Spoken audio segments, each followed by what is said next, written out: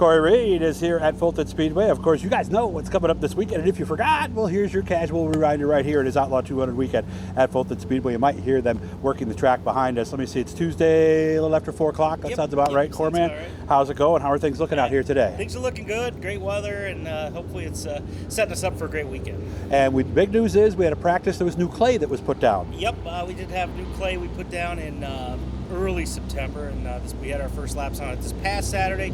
Better than expectations. Obviously we had some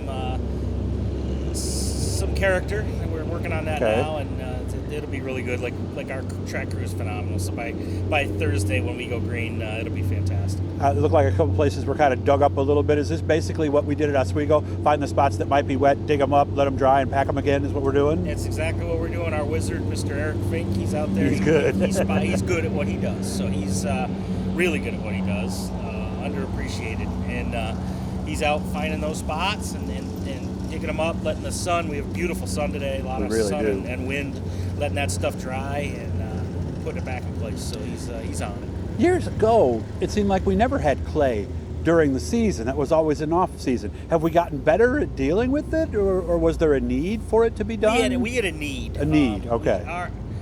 We did Brewerton in the summer, and we planned on doing Fulton in the summer, but we ran out of time, and we didn't have enough dry days in July to do that at the time frame in which we were doing it. But really, we were in a shortage situation to get through this weekend without adding some, and our philosophy is if you're going to add it, you must add it and get after it. So we put about 150 loads on back in early September, 3-4 weeks ago now. So we've got, again, all last week we had rain, so we didn't really get a chance to get on it as we originally scheduled it on Tuesday.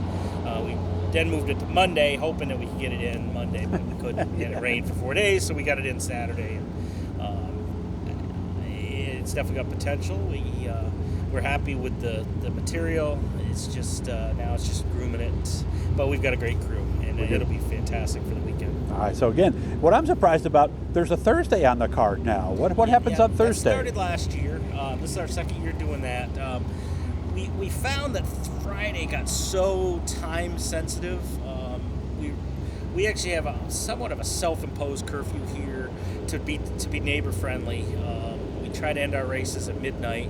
It was getting very hard to. It's very hard to do that. There was one that went way past that, if I remember, about 5 or 6 years ago, right? We have gone way past it. So it's a situation where, and we also wanted to add the ESS sprints to the weekend, which we did a year ago. And we found that the 3-day program was a winner for us. We had a good crowd on Thursday basically a lot of the divisions that were on Friday night, we moved them to Thursday. Hobby Stop, 4-cylinders, Novice Sportsman, and Mod Lights all got moved to the Thursday program. That's a nice show, Smith actually. Structures out of East Syracuse is presenting it this year. It's a Thursday Thunder program, 4 divisions plus practice for all the Friday classes. So it was a winner last year, and we expect it to be a winner again this week. Adding the sprints, obviously that adds a big purse to a night. Is it still working out okay? I mean, are you still getting a good crowd on Friday? It's not affecting people, aren't having to decide on one of the two? The nice part about this event is, I would say 60% of the people that come to this are pretty much locked in for the weekend. Gotcha. There's still a lot of walk-up only on either Friday or Saturday. I would imagine. There's some, but for the most part, most people don't have to choose. They don't choose. Okay. They just lock in, and as you can see with the campground that's filling up here already. Not filling up. We'll have plenty of camping up through at least till Friday afternoon. Okay, so there is still camping available now. Yeah, okay. There will be. We offered this early bird today. Normally we open Wednesday. We started this year with what's called early bird camping, simply because there was a lot of people that would be lined up here on Tuesday trying to get in for Wednesday, and if we were set to do it, we might as well do it. So we started that this year, and we have quite a few people. Already out here, but it's really the same group that would have come Wednesday last year. It's just they just came a day earlier. So. Do we trust Lori on that? Okay, we're not sure. I don't have a comment. Okay, all right, but if you hear it going on behind us, she's trying to hold on to a sign while she's turning. I'm not going to turn the camera that way, but we know she'll handle it, right? It'll be no problem, right? So, any tips for down the road on some things that might be happening, or is it a little too early to think about that? Just this weekend. Right now, my focus is this weekend, and making sure we have a good race cars and a good crowd. So I mean, Okay. so much of it's weather related. Looks right now, it looks like we're in pretty good shape. It does. Yeah, we've had a nice long streak here, outside of a little bit of stuff that popped up in various areas over the last weekend. 14 years now, man. It must be exciting to be part of this event for this long. It's fantastic. And great ownership, John and Laura. Always been good to work for, and it's a cool event, and then it segues right into Super Dirt Week. So this is really, if you're a race fan or if you're involved in the industry, this is a great 2 weeks that we have. You know, prep for Outlaw Weekend, a long Outlaw Weekend, and right into Dirt Week. Brewerton's race next Tuesday with the Hurricane, which is a new night. We're doing Tuesday now. It's the way their schedule got reshuffled for Super Dirt Week.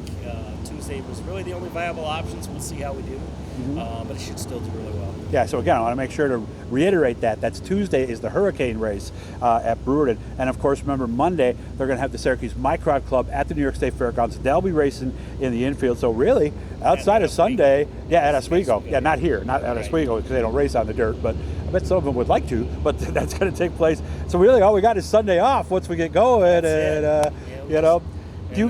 Hope that we get all our stuff in Saturday night and not have to come back Sunday. But that's true. But if we do, we do. Do we get a little, with me at this time of year, I always have a little churn in my stomach, a little bit of anxiety, hoping things go well, even after 35 years. Oh, yeah. Are you still kind of that way yourself? You are, right? Nightly. As you wake up at 2 or 3 in the morning, What did I forget? What didn't I do yet? What do I have to do today? What's on my checklist that I haven't done, or did I even put that on the checklist? Right. Which is, in my case, usually the case. But and then you just want it to be a great event. Yeah, because you work Super Dirt Week because the sportsmen are there. Yep. So, you're a busy man. Yep. So, all right. One of these times, let's go over to Jammers, official, is it official restaurant of Fulton Speedway? I think it might well be. More or less. I mean, we have multiple partners, but Jammers is super love that place. Generous with us, especially this week. They're presenting that Dale Plank dash that we're doing. That's nice. Pole dash, $2,400 in purse this year, which is a new thing for our 200. Really patterned after the World of Outlaw Sprints. All the top qualifiers from each heat will draw for a starting spot for this dash, which pays $577 to win. Nice. $477 for second, $377 for third, and so on. So it's all because of Jammers. So it's pretty cool what they're doing. That's nice. All right. And, I'll see you again soon, man. Seriously. Right. And again, guys, this is the time, so get ready. Tell work you're not going to be there a lot this next couple of weeks, and we are going to have some fun as that bee tries to get inside my camera. You take care, Cory, man. We'll see you soon. Sounds good. Thanks, Doug. Again, here's that bee. Again, subscribe, turn on the notifications, make sure you don't miss anything over the next 2 weeks.